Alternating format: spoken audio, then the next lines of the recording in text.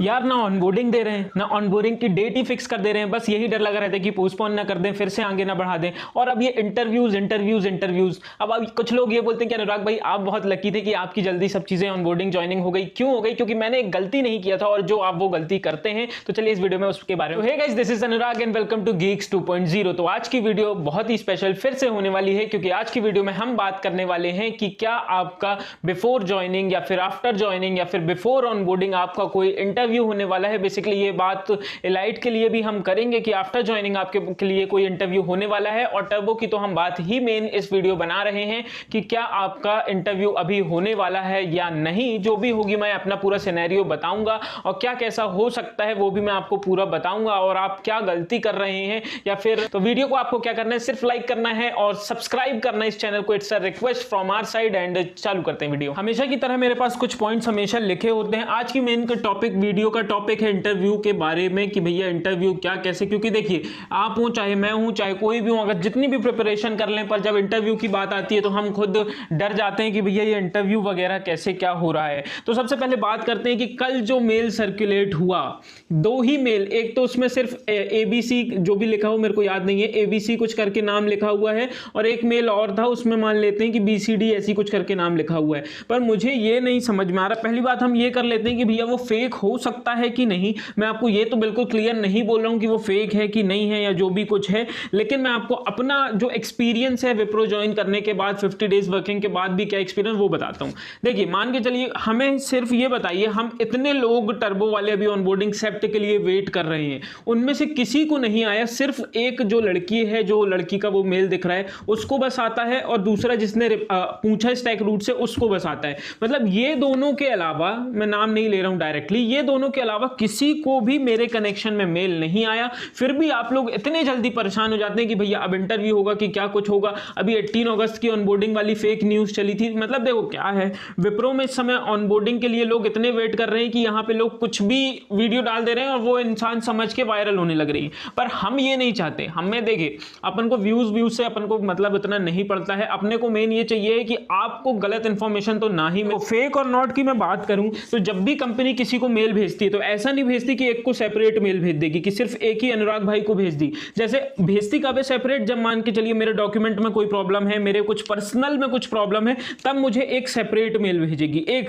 Individual मेरे को। लेकिन जब इंटरव्यूज वगैरह लेना कुछ और काम है तो वो बंच में लोगों को मेल भेजती, लाइक 50 to 100 लोगों को भेज दिया, लाइक 100 to 200 लोगों को भेज दिया। मतलब कंपनी ऐसा नहीं करती कि सिर्फ एक ही बस उनको इंडिविजुअल को मेल भेज दी, उसका इंटरव्यू शेड्यूल कर दी। जब भी भेजेगी 50 to 100 लोगों को भेजेगी। लेकिन यहां पे जो कल का मेल आया है उसमें से मेरे को यह तक नहीं क्लैरिफाई हो रहा कि भैया उस एक बंदे के अलावा दूसरे बंदे को मेल आया हो। सिर्फ एक बंदे का नाम सुनाई दे रहा है कि एक बंदे, सॉरी फोन कॉल, एक बंदे को मेल आया, दूसरे बंदे का किसी ने कहीं जिक्र नहीं है कि दूसरे बंदे को भी मेल आया। तो यहां से आप ये समझ सकते हैं कि जब भी कंपनी भेजती है तो कुछ बंच में, कुछ ग्रुप ऑफ पीपल में लोगों को मेल भेजती है, ऐसे इंडिविजुअली नहीं भेजती है। तो मेरे ख्याल से सितंबर ऑनबोर्डिंग में 1000 लोग तो कम से कम मिनिमम होंगे ही ऑनबोर्डिंग के लिए वेट कर रहे हैं। 28 सेप्ट जिनकी ज्वाइनिंग है। आप खुद सोचिए कि 1000 का इंडिविजुअली प्रोसेस, 1 by 1 इंटरव्यू लेना, 1 by 1 इंटरव्यू लेना कितना मुश्किल होगा विप्रो के लिए भी, कितना मुश्किल होगा स्टैक रूट के लिए भी। तो आप खुद सोचिए कि 1 by 1 पर्टिकुलर हर एक व्यक्ति को टाइम देना इंटरव्यू के लिए कितना मुश्किल होगा। तो क्या ये पॉसिबल हो सकता है?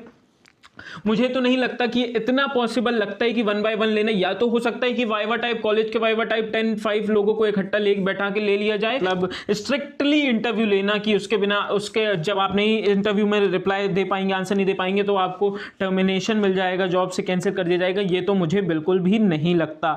अब मैं ये बात करता हूं मेरी सिचुएशन क्या थी। मेरे सिचुएशन में कुछ भी नहीं हुआ था। मेरी सिचुएशन में डायरेक्टली क्या किया गया था, ऑनबोर्डिंग करी गई थी। भैया हमने अपनी वेलोसिटी से ट्रेनिंग पूरी करी थी, हमको डायरेक्ट एलाइट में ही ज्वाइन करा लिया जा रहा था, क्योंकि हमारे पास उस समय ऑफर लेटर नहीं आया था। पर ऑनबोर्डिंग के 2 दिन पहले हमें ऑफर लेटर आया और हमने ऑफर लेटर एक्सेप्ट किया, और ऑनबोर्डिंग के दिन ही हमने टर्बो का एग्रीमेंट साइन करके ऑनबोर्डिंग हो गई। ठीक उस समय क्या था, अब आप समझिए कि आप क्या गलती करते हैं जिसके कारण आपको ये सब करना पड़ रहा है, जिसके कारण अभी उन्होंने एक क्रैश कोर्स भी निकाला। देखिए क्या होता है कि जब उनके पास रिक्वायरमेंट थी तब हम लोगों को बिना, हम लोग के पास 1st to 6th सेमेस्टर की मार्कशीट थी, बोले चलो ठीक है भैया आओ ज्वाइन कर लो, इलाइट में ज्वाइन करवाए ले रहे थे। मतलब उनको ये था कि भैया हम कैसे भी ज्वाइन कर जाएं, क्योंकि उनके पास उस समय बिजनेस रिक्वायरमेंट थी। लेकिन मैंने बार बार आपको हमेशा ही यही बोला है कि भैया आप ना एचआर को मेल करके अपनी ऑनबोर्डिंग डेट फिक्स कर सकते हैं ना मैनेजर को। यहाँ इतने एचआर से ऐसा नहीं होता कि इस कंपनी में एक ही एचआर है, एक ही मैनेजर है, उसको सब पता है। इतने एचआर हैं भैया, किसी को नहीं पता होता कि आपकी ऑनबोर्डिंग कब होगी, आपकी ज्वाइनिंग कब, आपकी डेट फिक्स, वो कुछ नहीं बता पाते।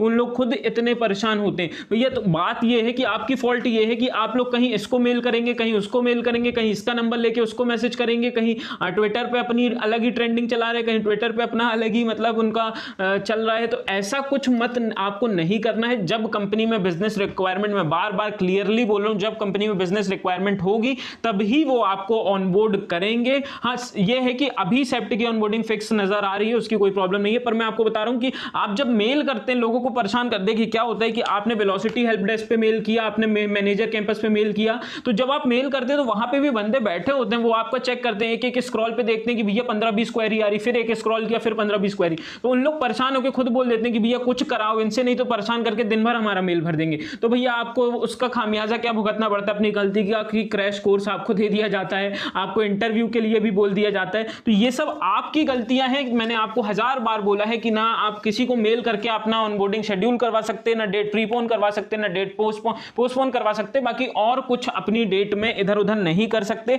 इसलिए आज से आप ये बना लें कि जब भी ऑनबोर्डिंग आएगी आपको ऑफिशियल मेल आएगा, और या तो जो लोगों को आएगी तो मैं आपको वीडियो जरूर बनाऊंगा, सब्सक्राइब करके रखना। पर ये समझ लें कि आपको किसी को भी एचआर वगैरह को मेल करने से आपकी ऑनबोर्डिंग को आप नहीं शेड्यूल कर सकते।